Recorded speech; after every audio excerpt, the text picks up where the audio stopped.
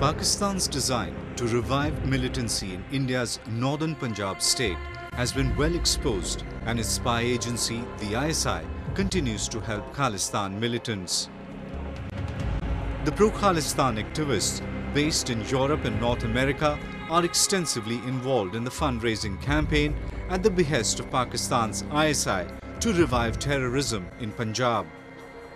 Banned terror groups including Babbar Khalsa International and Khalistan Commando Force are trying to radicalize Sikh youth in the West by showing them doctored footage of Operation Bluestar and other propaganda materials.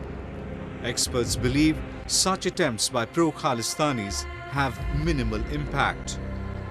There are always people living abroad when the movements like Khalistan movement, some form of independence movement or something like that, there are always people living abroad, like Sikhs living abroad, who misjudge the situation on the ground.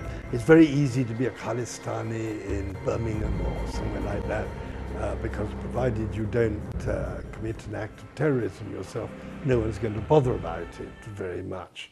But it's not so easy back in India. And my impression is that ever since Operation Black Thunder, when the Khalistanis made a humiliating surrender, having sworn that they would fight to the death in the Golden Temple, and they made a humiliating surrender, that the huge number of Sikhs turned completely against the Khalistan movement. And I personally, certainly, do not believe that at present there is any serious sign of a revival of the Khalistan movement in Punjab.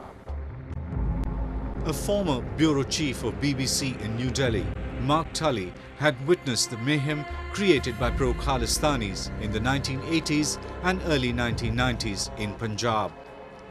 He believes that those who are promoting terrorism in Punjab from foreign countries should be punished.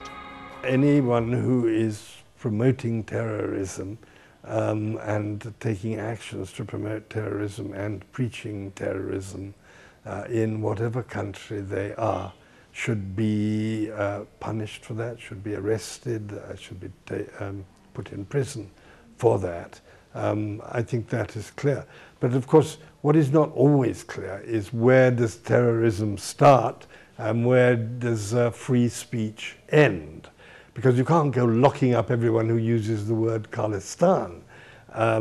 But if you have evidence that people are actively involved in training people for terrorism, arming people for terrorism, sending arms to terrorism, even sending money to terrorists, then obviously I believe something should be done about that in those countries.